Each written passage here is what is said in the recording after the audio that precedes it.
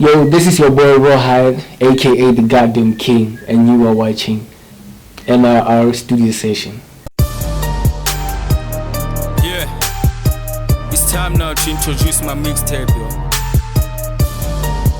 Yeah, up in the gauge. I started the game with the low gauge. Now it's about time I chop it up. I'm up in the gauge, I'm going solo, blowing up my mind, living like a growler. I'm up in the gauge, I'm up in the gauge, up in the gauge. I'm talking about up in the gauge, yeah. I'm up in the gauge, I'm up in the gauge, up in the gauge. Yo, what's up, everybody? This is your boy RawHide, aka the Goddamn King. They normally call me Mr. Teen King Mixtape, cause I got it all right. Yeah, I'm from Bloemfontein, Ipoping, and I'm doing music. Currently studying at CUT.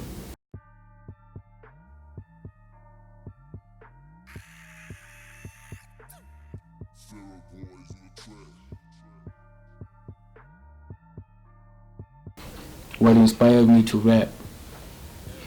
Well, what basically inspired me to rap, it's my icon, or my role model I should say, which is Nasty C. I bumped onto a few songs of him, and they triggered something in me that made me notice that I have passion in music. So I started feeling like writing my own stuff, started looking for help, trying to find people who would help me to like know how to write my own songs. So yeah, that's how it basically started. Well, recording Teen King Mixtape wasn't that easy because first of all, it was my first ever project after dropping a couple of singles. So I was still trying to find my sound by then. Probably I recorded it having like 2 years being in the music industry, so it wasn't really that easy, and I had to like collaborate with different artists to find my true sound. Well, firstly it was money. Yeah, you know, like each and every song is costly. And then secondly was the artist I decided to feature on. It was a bit of a struggle to find like the decent artist on which I should get on the tape. Like for instance, I decided to feature someone else, and then that person would tell you that, nah bro, the beat you giving me is not too cool for me or something like that. So automatically the process has to like breathe for a bit, and then I have to look for someone else who will fill that space for me. So it wasn't that easy as well. Yeah, like I said, well, when you do a mixtape like that, obviously it's 12 projects and I'm still a learner, I don't work.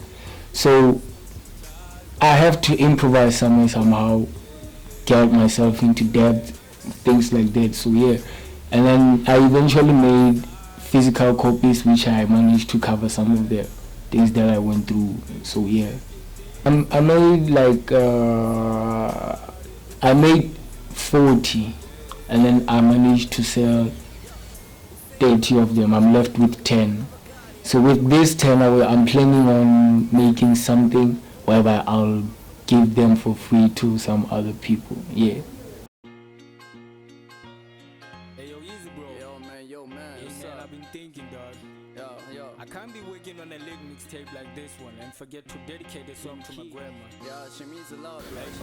Okay, from starting from the mixtape, the first person I worked with was Poke. Yeah, he's the producer to master my first ever song ever since I got into music. So yeah, I worked with Poke, I worked with Ramstein.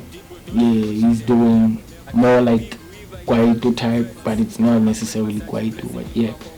I worked with Ramstein, and then I also worked with Flowmantic. He's the founder of Dream Nation. And then I also worked with Kobe. Kobe is also part of the Dream Nation. So yeah, those are some of the producers I worked with on the mixtape.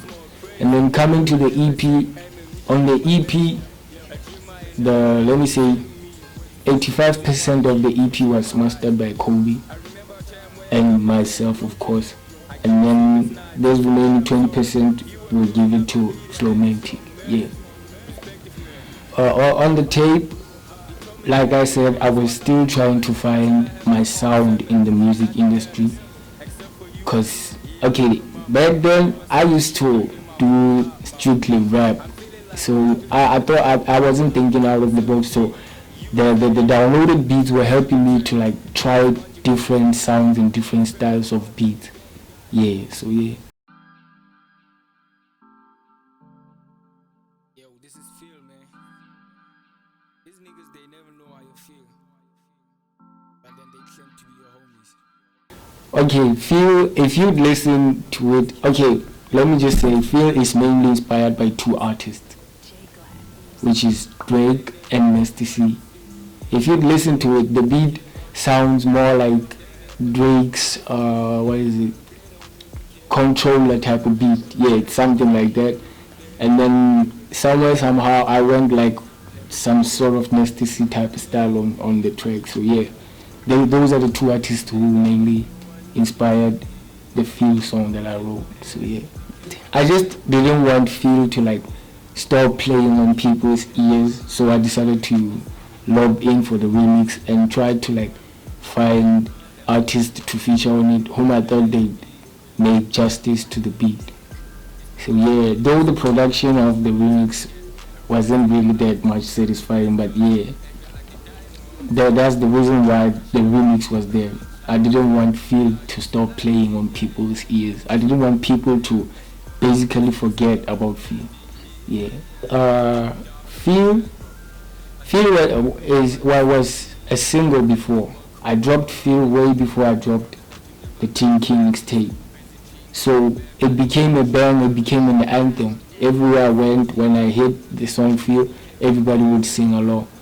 So when I made the remix, I just didn't want people to expect the same vibe from the original Phil on the tape as well. I just thought I would have came with something different on the remix. That's why on the remix I didn't have any verse on it. So yeah. Yo, Phil, the Pharaoh ones. RawHide. Yo, what's up, boy? Is it K? Is YouTube? Well, on the Bloemfontein music scene, let me just say 40% of it, it's doing justice, and then 60% of it, nah,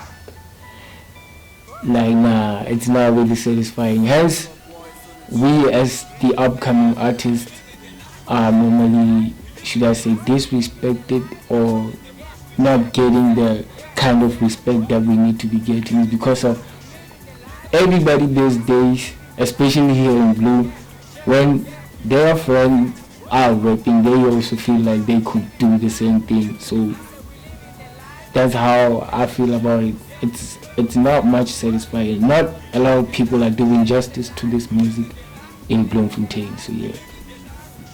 Well, here in Bloom, the challenges are almost similar to us, different artists.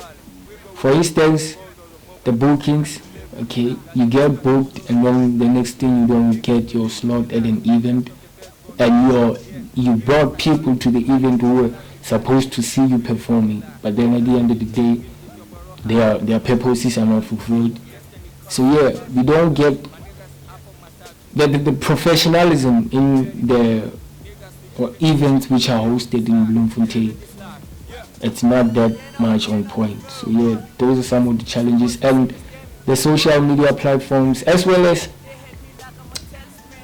not necessarily social media platforms, I wanted to say the airwaves platforms. Yeah, we don't get the necessary respect that we deserve on the platforms that we normally get from people out there. So yeah, well, they basically generalize. They don't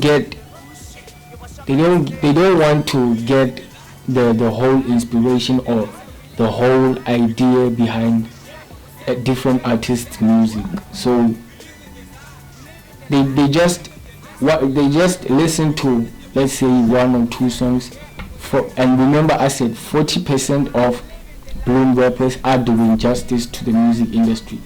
So basically, they listen to this part of the 60% and they feel like the whole music in Bloemfontein is trash or something like that. So they end up not giving us the kind of respect that we need, and we end up not being recognized. So yeah. On my previous interview, I had an opportunity to play That Bag on Me, though it was only played for like 30 minutes, 30 seconds or something like that, and I wasn't really happy about it. But then I also had an opportunity to play Feel. Yeah, so those are the songs that I've played on air so far. Well, to me, that's actually a myth. They like saying something that they're not actually doing. Yeah, they say, yo, we want to support the upcoming artist and all of that, blah blah blah. But then at the end of the day, they're not taking any effort to like show or actually do what they've been saying. So to me, I feel like they're not doing much. Yeah, for the mere fact that we as artists have to like go to them and beg them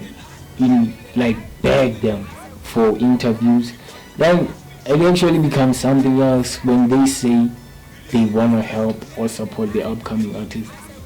Okay, that we'll have to exclude Batukai. I feel like Batukai is the only person who's doing much to like assist this upcoming artist and all of that. So yeah, from there, the other presenters or radio stations are not doing as much as I'd love them to like do, or not necessarily me, but as much as all the other artists would be satisfied about. Yeah.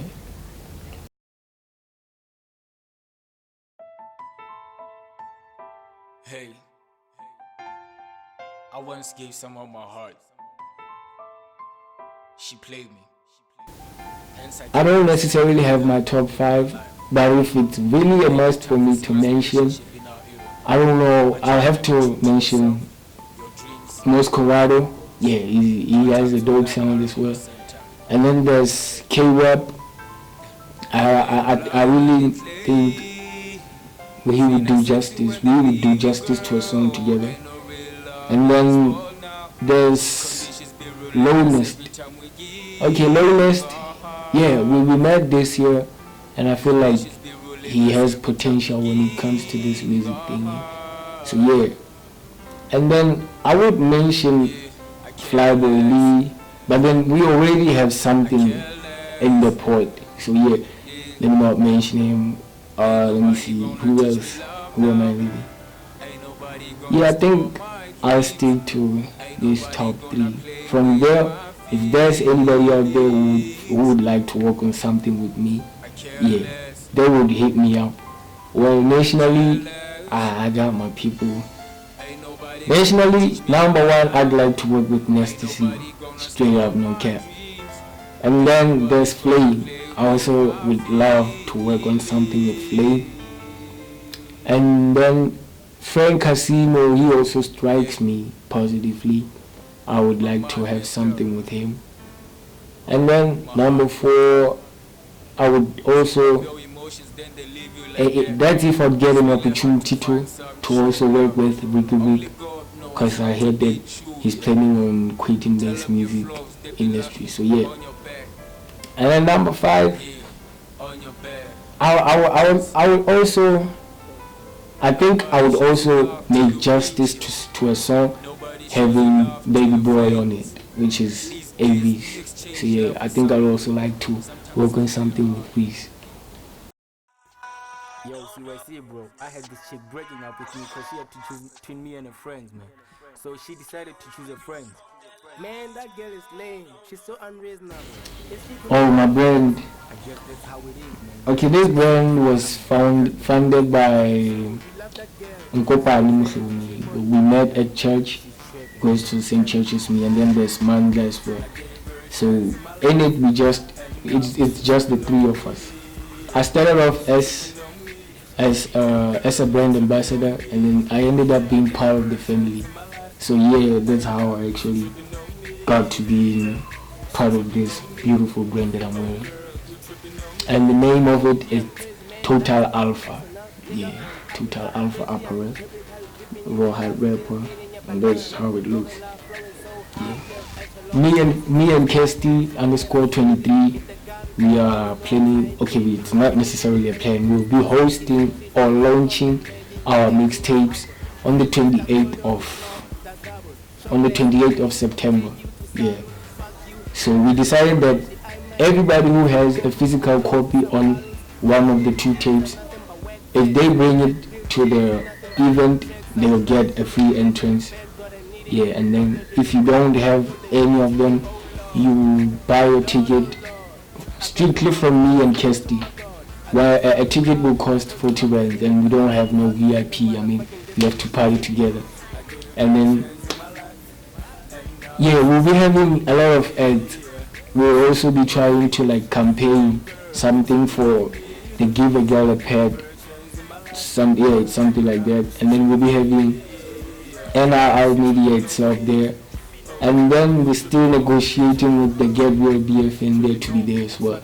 And we have the most craziest lineup ever. And me and Kesty will be performing all of our songs on the tapes.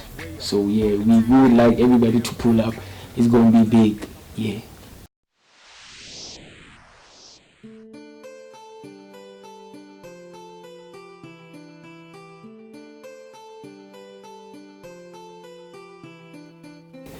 I'm currently working on two big projects. One is collaborative, and then the other one is personally from my side alone. So yeah, there's other one. I'm in collaboration with Kobe. We're working on an EP of about 10 songs. We're probably like 35% through with it, 35 to 40%. So yeah, you might expect it anytime soon.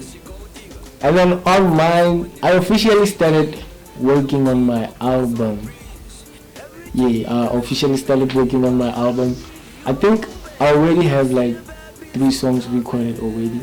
So yeah, I already started working on my album. The details about it will come soon. So yeah, currently what to expect from now is a collaboration with me and Kobe on an EP of about 10 songs.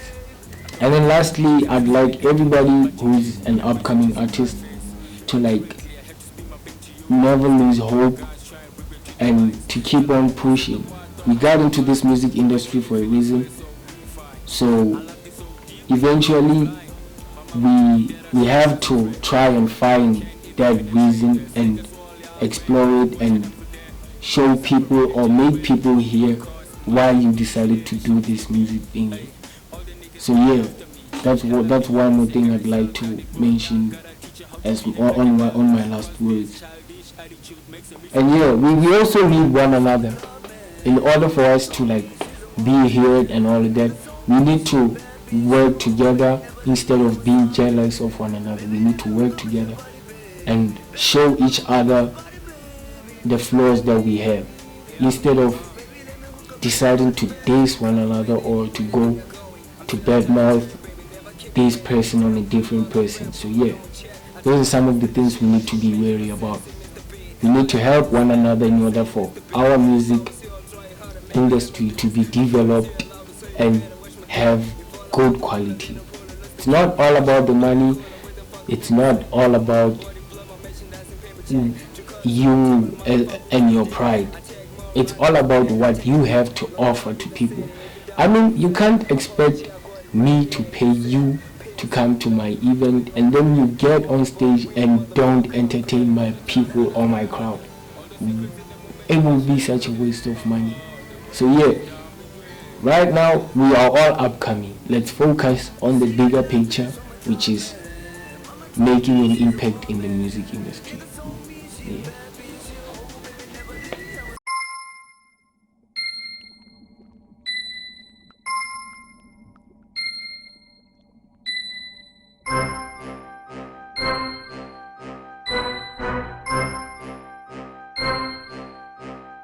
Yeah, in the street, in the street, in the street, in the street, in the street, in the street, in the street, in the street.